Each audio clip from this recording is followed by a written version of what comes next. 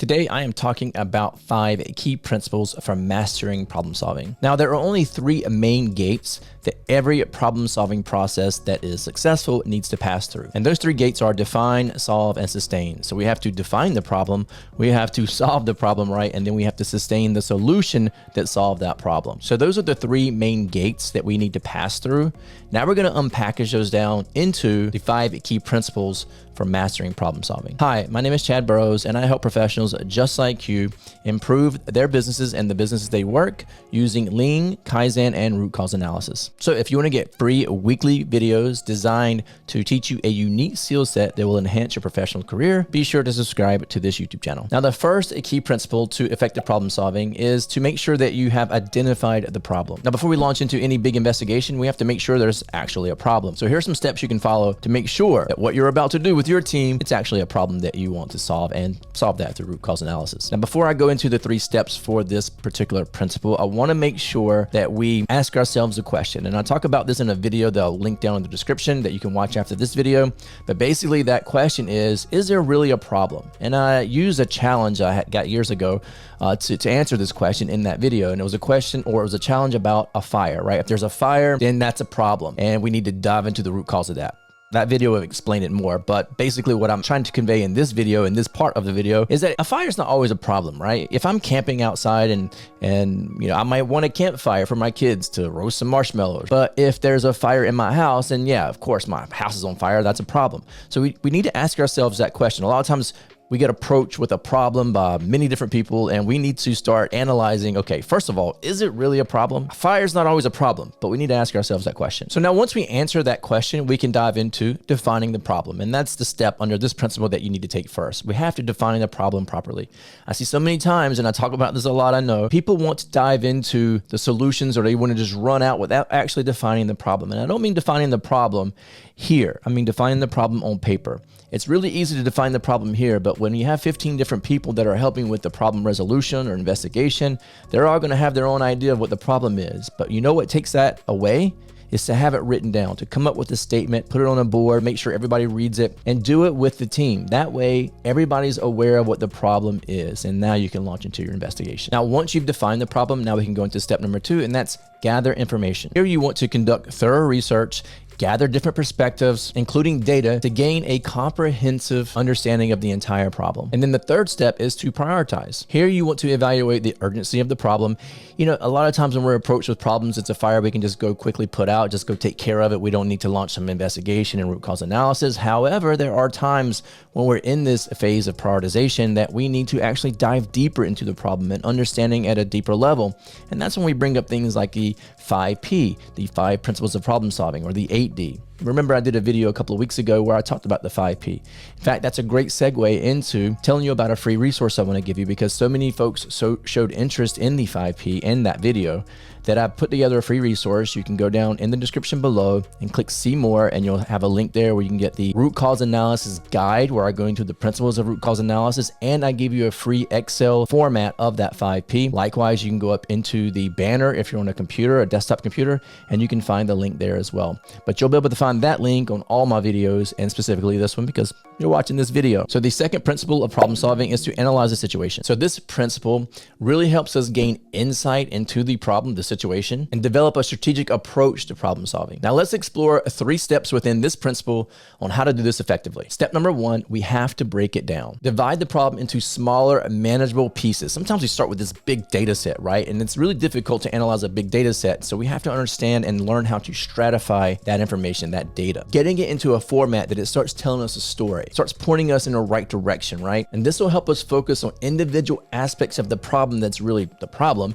and it keeps us from feeling too overwhelmed, especially when you have a lot of data. In order to do this, you might want to bring in a Pareto on understanding the what is the problem. That could be one Pareto set, and then breaking down that Pareto set into where, or vice versa. It depends on the problem. But you could use Paretos to start out with a big data set and use various Paretos to start breaking those individual Paretos down. down. It's a technique that does work, takes some practice, but once you start breaking those Paretos down, it starts to point you in some directions that you need to focus the team on. And Pareto's a great, easy way. You can use Excel. It has a built-in function for Pareto now, where you can go in and analyze that data into a Pareto and really quickly start learning something about the problem. And the second step under this principle is to identify patterns and trends. And you can utilize the Pareto for that, sure, but you can start looking at other quality tools like the scatter plot, the stratification diagram, anything that will help you develop patterns about the situation or the problem. And sure, this comes through time and practice, but those are a couple of examples. Always start with that Pareto though, because I think that's the simple way to start breaking down large data sets. Now, the third step under this principle is to think critically. Anytime we're engaged in really difficult problem solving, we have to be logical, but also very critical. You want to analyze all the information, but keep an open mind with different perspectives. That way you're exploring different and alternative viewpoints. Understanding how to connect the dots is essential when you're thinking critically, but both being very logical in your analysis in this step. But then that takes us into principle number 3, and that's generating solutions. This is where creativity and innovation can come into play. And here are 3 steps under this principle that will help you extract the most out of your team when generating solutions. 1, brainstorming, right? We talk about brainstorming a lot on this channel. In the brainstorming phase, no idea is too outrageous. We want to make sure people are free flowing.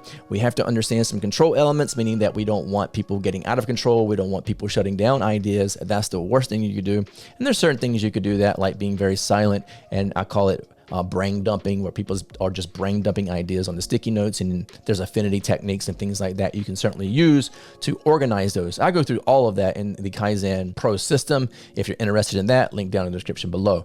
But having people brainstorm is a great way to get the most and extract the most ideas during this step. The next thing you want to do is evaluate the options. So now that you have all these great ideas that have been brainstormed or brain dumped out on the sticky notes or wherever they are, you need a way to assess those. And you can do that based on the feasibility and effectiveness. You can do that by looking at the ease of implementation versus the overall impact. So there's different ways you can do that. Sometimes you may have heard of an impact effort matrix. Certainly we use those all the time, and that's something I go over in the Kaizen Pro system as well. But you would definitely want some way of analyzing those solutions so that you can determine which ones are the best ones to move forward with. Here's the thing, don't do it alone. Don't do this in isolation. Make sure you do this with a team. And I put this as a third step under this principle because I think it's that important. And I kind of mentioned it earlier, and that is collaborate, right? You want to collaborate with the team, make this a collaborative situation, a collaborative event, right? You don't want to be doing this by yourself, because you've heard before that more heads are better than one. And in this situation, it's absolutely true. And we always want to try to use as many people as we can to make sure we're getting the best overall solutions to the problem. You know, another critical point here, make sure you're using people from the actual process where the problem happened. Now, before we get to the fourth principle, which I would argue is probably one of the most important principles,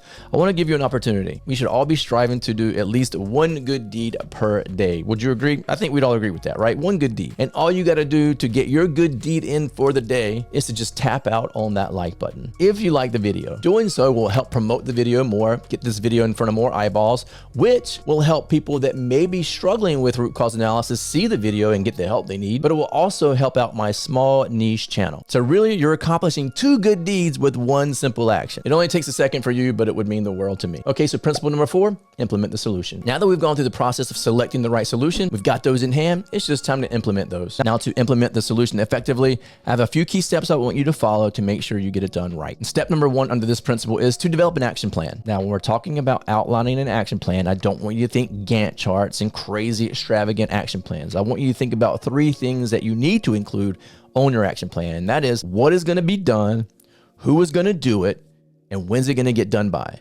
And those are the 3 key things you need on any action plan, right? Who's going to do it, what's going to get done, and when's it going to get done by? And it's very important to keep these time constrained. Don't allow too much time. This is a problem, right? So we need to fix it quickly. And step number 2 is start small and test. At all costs, try to pilot the test, right? Try to pilot your solution and test it out before you're like, oh, this is going to be the end all be all of solutions, right? No, test it out, see if it really works, and analyze that test and make sure that it's giving you the results you expected. Always have some sort of expected impact when you implement a solution. And step number 3 under this principle is to monitor progress. Once you've tested small and implemented, you want to make sure you're monitoring the progress, that you got that expected impact we talked about. Now here, don't just monitor and not collect, right? Collect the data, measure, make sure that you're achieving at or above the expected impact that you wanted. If you're not getting that expected impact, you need to have some sort of an escalation strategy. Like, what's going to happen if you're not getting the the results that you expected out of those solutions if it's not fixing the problem. And principle number 5 is to evaluate, learn, and sustain. Now, I'm going to give you a few key steps under this as well to make sure you're following this principle properly. Really, what we want to do here is we want to make sure we're improving our problem-solving skills with ourselves, our team, and then making sure we're sustaining the solutions and making sure we don't have this problem again, right? That's a big problem. If we have that same problem again in the future, that means that we didn't implement the right solution for the root cause. And I always talk about testing the mechanism, right? If you know the failure mechanism, you should be able to turn the problem on and off. So here are some key steps you need to follow. First, assess the outcome. Did the solution that you implemented fix the problem that you wanted it to fix? And this is testing the mechanism, really, right? Because if you didn't really understand the problem to begin with. Step number 2 under this principle is to reflect and learn. Analyze the entire problem-solving process. In one of the recent videos, I talked about having a problem-solving process and some key things you can ask yourselves to ensure if you have a problem-solving process. So you want to make sure you're reflecting and learning, and part of that is looking at the entire problem-solving process and finding out what went wrong, what went well, getting rid of the things that didn't go well or making those things better, and the things that went well, looking at those and even trying to improve upon those. Kaizen, right? And the third step under this principle is to adapt and iterate, which basically just means that take those things from step number 2 that we said were no good or things that were kind of good and use those on future problem-solving processes once we improve those. And you want to keep doing this to refine your approach. And I've added a 4th step here, and I think it's important, especially for sustaining, and that is make sure you have some sort of a process like an FMEA, which stands for failure modes and effects analysis. I don't talk about that a lot on the channel, although I have mentioned it. When it comes to problem solving, it is imperative that you have one of those at the end because you need to go back and reevaluate the FMEA. Again, that's failure modes and effects analysis. And inside the failure modes and effects analysis, you have 3 metrics that are important for every problem within the process. And that is you have a severity, an occurrence, and a detection. And those are multipliers: severity, occurrence, and detection. You multiply those 3 to get something called a risk priority number, or an RPN. And you want to set a threshold for your RPN, and anything above that threshold means it's bad, right? And you need to go in and look at the severity, occurrence, and detection and figure out what you need to do there to bring down that risk priority number. When it comes to a problem that's happened, you need to go back and reevaluate your RPNs because apparently something wasn't done right because you had a problem. So you need to go back in and look at your detection and say, listen, now that we've gone through this problem, we've implemented a better solution, which should bring down our occurrences or should increase or give us better detection. And by doing that, you're adjusting one of the 3 multipliers, severity, occurrence, or detection, and thereby reducing your RPN.